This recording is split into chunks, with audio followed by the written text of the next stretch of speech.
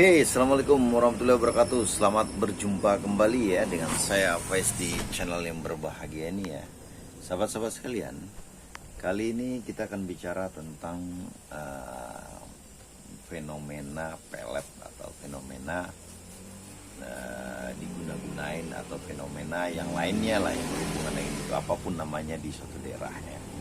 Sahabat-sahabat sekalian, sekali lagi saya kasih batasan ya, jadi tidak ada, bahkan menurut pandangan saya tidak ada hubungan antara Anda percaya Tuhan, beriman, rajin sholat dan sebagainya atau rajin beribadat dengan bisa atau tidaknya di peletnya seseorang ya, atau dalam arti kata dimasukin suatu ide ya.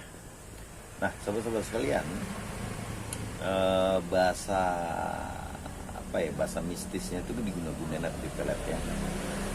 Tetapi dalam bahasa ilmu pikiran ya, itu kita namakan dengan masuknya sebuah ide melalui utilisasi atau intervensi terhadap pikiran-pikiran atau gen part-part dalam diri kita, sehingga ya orang yang dikasih sublime message itu mampu menerima daripada ide yang kita tanamkan atau kita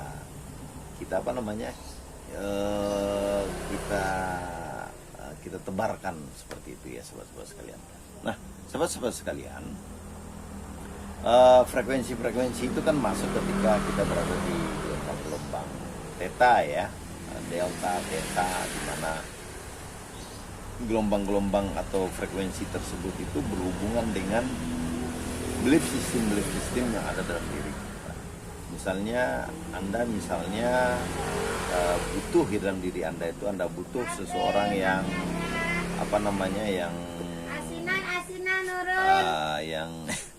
sorry, ada yang jualan dulu ya.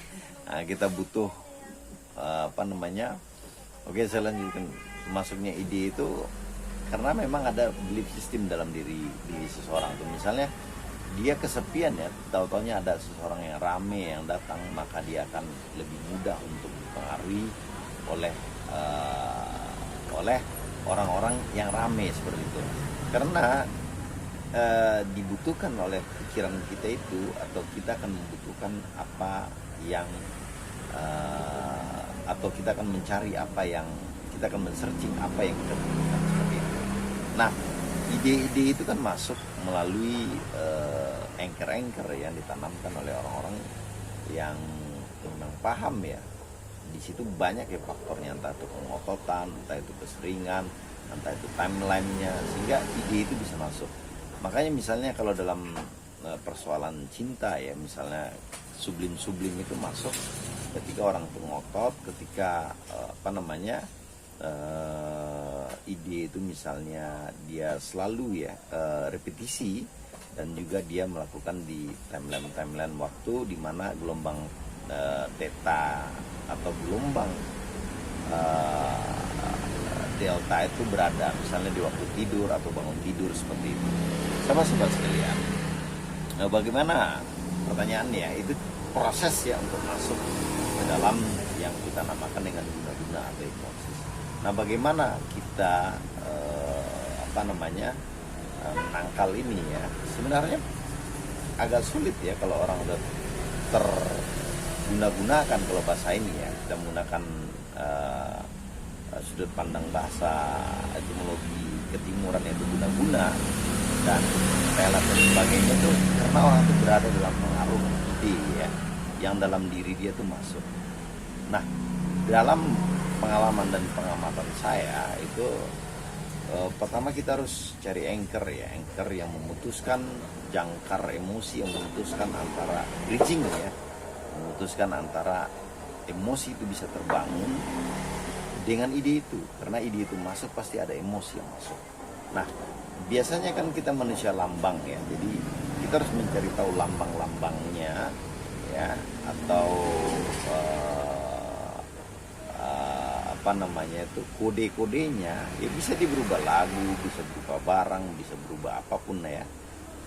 Dengan kita mengetahui itu, sehingga kita akan mudah untuk memutuskan yang dinamakan dengan masuknya sebuah ide melalui jangkar emosi yang kita kenal dengan nama guna-guna, pelet dan sebagainya, ataupun intervensi ide ya.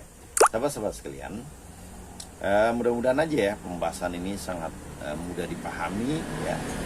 Jadi di dalam ilmu pikiran segala sesuatu yang berbau mistis itu harusnya bisa dijelaskan ya secara analisis, secara metodologinya, secara caranya. Kalau kita belajar ilmu-ilmu pikiran, sahabat-sahabat sekalian, mudah-mudahan aja pembahasan saya ini bermanfaat ya. Dan kalau Anda ingin menyembuhkan orang-orang atau menterapi orang-orang yang melakukan atau mereframe ya orang-orang yang berada dalam posisi terhipno atau terguna-guna atau tersantet itu, maka Anda harus memutuskan dulu jangkar-jangkar emosinya, mencari tahu dulu, sehingga Anda akan gampang memutuskan bridgingnya, jembatan emosinya. Sehingga apabila putus ya jembatan emosinya, maka ide itu bisa terblok dengan sendiri, yang pada akhirnya perilakunya juga akan berubah. Akhir kata ya, begitulah pembahasan dari seorang master ya, yang ternyata bukan master. Sahabat-sahabat sekalian, itulah pembicaraan singkat saya ya dalam ilmu pikiran yang saya dalami, dan mudah-mudahan bermanfaat untuk kita semua. Akhir kata, wabillahi taufiq wal hidayah. Assalamualaikum warahmatullahi wabarakatuh.